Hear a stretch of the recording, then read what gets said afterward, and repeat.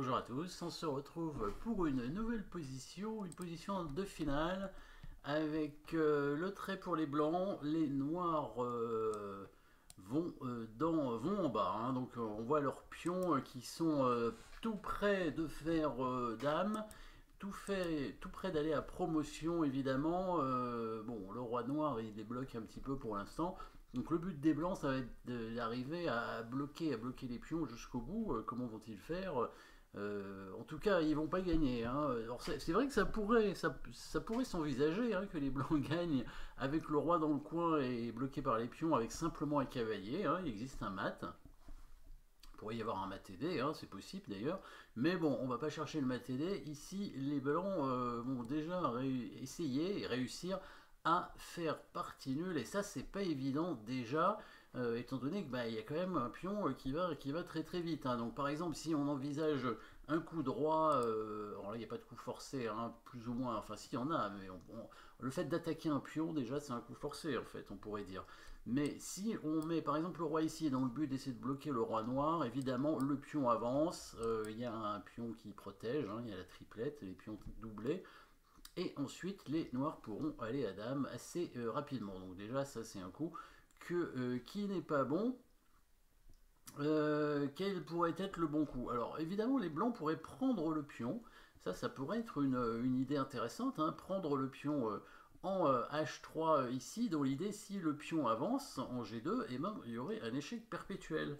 Ça pourrait s'envisager. Ça, cavalier prend pion, pion avance, et là, échec perpétuel, tranquillement, avec le cavalier, le roi qui est obligé de revenir, et donc ça fait nul facilement. Le problème, c'est que le pion n'avance pas, le roi noir va se mettre ici, de toute façon c'est le seul coup qui reste, le cavalier est attaqué, il va devoir bouger, il y a quand même une menace d'aller à dame, donc le cavalier est obligé de venir ici en F4. Le roi noir va donc bouger, hein, il va se mettre en G1, alors on ne va pas revenir là, ça ne servira à rien. On remenace de faire dame, le cavalier est obligé de faire échec, sinon le pion fait dame, hein, c'est le coup forcé, et le roi vient ici. Le problème ici, c'est que c'est au blanc de jouer maintenant. Et oui, c'est ce qu'on appelle le zugzwang, évidemment, on connaissait le zugzwang, bien entendu. L'obligation de jouer un coup, et ça sera un mauvais coup, quoi qu'il arrive, parce que peuvent faire les blancs? Donc on a vu que tout à l'heure, si les noirs devaient jouer, soit ils mettaient le roi là, mais on revient dans la variante habituelle qu'on vient de voir finalement, et quand le pion avançait, il y avait l'échec perpétuel. Donc si les blancs veulent tenter l'échec perpétuel, il faudrait qu'ils mettent le roi peut-être ici. Dans l'idée, s'ils poussent le pion, on refait la même chose. Sauf que là, il va de nouveau partir avec son roi, et cette fois, il aura une case de fuite, hein. Le roi pourra s'enfuir, et le pion ira inévitablement à dame. Dans l'idée où le roi va bloquer le roi noir, c'est pas bon non plus, hein, parce que le pion avance et ira à dame, hein. Si le roi vient en F2, évidemment on fait dame sur échec. S'il vient ici, on peut faire dame tranquillement, et là il aurait fallu que le roi soit en F3 pour pouvoir faire cavalier F2 et faire patte, mais là c'est pas possible, hein. Si le cavalier prend la dame, on reprend le cavalier en faisant dame. Donc ici c'est un zugzwang, hein. Le roi blanc n'a pas de bonne case non plus. S'il vient là, on pousse le pion, et s'il fait échec, cette fois le roi noir peut s'enfuir en se mettant en F1, et là les noirs vont aller à dame au prochain coup. Donc ce coup de cavalier prend pion, hein, qui avait l'air correct au départ, ne l'est pas. Si on attaque le pion ici, hein, avec le cavalier, ce pion là, ça ne sert à rien, hein. Il y a le pion qui peut avancer tranquillement, et sur l'échec, le roi qui se décale ici, et prochain coup, le pion ira à dame, hein. Et là il n'y a pas d'échec perpétuel, hein. On ne peut rien faire, c'est impossible. Donc qu'est-ce qui reste? Mais il reste qu'un coup droit. Alors je pense que vous avez eu le temps de chercher, hein, depuis tout à l'heure. Bon, évidemment on a vu des coups entre temps, ça c'est vrai, mais maintenant on va, si vous voulez mettre la pause pour chercher vraiment le coup, on a déjà éliminé pas mal de coups, deux coups de cavalier, un coup de roi. Qu'est-ce qui reste? Il reste un coup forcé finalement, hein, puisque dans les finales de ce genre, évidemment, le fait d'attaquer un pion, c'est un coup forcé quand même, hein. Si les noirs perdent ce pion-là en G3, ils vont pas réussir à la dame a priori, quoique, bon, il leur reste encore des pions, mais Donc qu'est-ce qu'on va faire? Eh bien on va tenter de l'attaquer avec le roi, en mettant le roi en F3. Le but c'est quoi? C'est de prendre le pion évidemment, mais si jamais le roi il se décale ici, en G1, qu'est-ce qu'on va faire? Eh bien on aura cet échec, coup forcé évidemment à la place du roi, hein.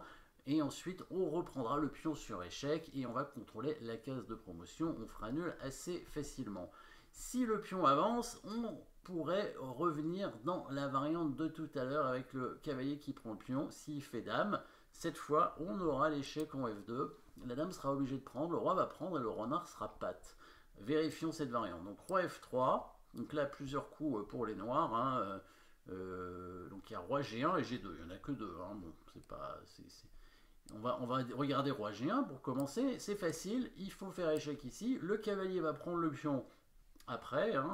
En plus il va prendre en faisant échec, le roi noir peut pas se cacher, voilà, bon s'il va ici, voilà, on peut tranquillement mettre le cavalier en H1, d'ailleurs s'il était revenu en G1 on aurait pu faire ça aussi, hein, mais on pouvait aussi continuer à faire échec pour avoir évidemment la répétition de position. On peut aller en H1, hein, dans l'idée, si le roi prend le cavalier, les noirs sont pattes avec le coup roi F2, donc évidemment les blancs font nul. Donc le meilleur coup pour les noirs, c'est quand même d'avancer le pion. Le cavalier va prendre le pion, et l'idée c'est que si maintenant il fait promotion dame, on ne prend pas la dame évidemment, on fait échec ici avec le cavalier, il est obligé de prendre, c'est le coup légal. Et là, à nouveau, c'est patte, hein, le roi noir est patte, donc c'est nul. Mais qu'est-ce qui se passe si les noirs font promotion cavalier? Évidemment, on connaît, hein, les sous-promotions maintenant, on a vu déjà pas mal de positions de ce genre. Et on se retrouve dans une position de nul théorique. Alors il faut encore que les blancs se débrouillent bien. Il faut aller ici avec le roi en F2, on laisse le cavalier en prise, et ensuite on vient en F1, et là on est dans une position de nul théorique. Pourquoi? Parce que le cavalier va être obligé de bouger, là aussi c'est un zouzang si on veut, hein. Le cavalier est obligé de bouger, et le roi blanc va pouvoir tranquillement faire l'aller-retour entre ces deux cases F2 et F1. Le cavalier n'arrivera jamais à contrôler la case du roi, puisqu'il sera toujours obligé de bouger, et comme on le sait, un cavalier c'est la seule pièce qui ne peut pas perdre de temps, hein.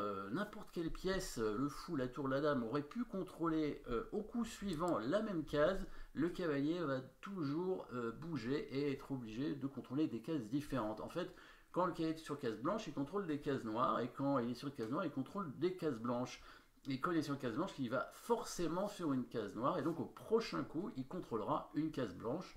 Ce qui fait qu'ici, au prochain coup, il faudrait contrôler la case du roi, mais c'est pas possible, hein. Si le cavalier bouge, par exemple, en F4, voilà, on vient en F2, et on peut tourner. Le roi blanc, il suffit de faire des allers-retours, il peut faire échec, ça sert à rien, le cavalier est toujours obligé de jouer, et dans ce cas, il n'y a rien à faire, ce sera une position nulle, parce que le roi noir ne peut pas sortir, évidemment, il y a le cavalier, il va n'importe où, hein. Vous pouvez faire tout l'échiquier avec le cavalier. Le roi blanc, il fait des allers-retours, et puis il attend les 50 coups, hein, parce que pour faire nul, alors c'est vrai qu'on a souvent parlé de la répétition de position, évidemment, en 3 fois la même position, ça fait nul. Le patte, évidemment, ça fait nul. La position morte, ça fait nul, mais ça, c'est pas une position morte, hein, puisque les noirs peuvent aller à dame, ils peuvent mater, c'est possible. Mais il y a une quatrième façon de faire nul qu'on n'avait pas, dont on n'a pas parlé encore, c'est les 50 coups. Si au bout de 50 coups, il n'y a pas eu de prise ni de pion qui ont bougé dans la position, eh on peut déclarer la partie nulle, et c'est si les noirs s'amusent à aller sur tous les l'échiquier avec le cavalier, il n'y aura jamais 3 fois la même position, et donc il faudra attendre les 50 coups, hein. C'est un peu triste de faire ça, mais bon, il peut essayer ce qu'il veut avec le cavalier. Dans tous les cas, il n'arrivera jamais à contrôler les cases du roi. Voilà, donc c'était une petite finale intéressante avec une position finale à retenir. Merci d'avoir suivi cette position, et à très bientôt.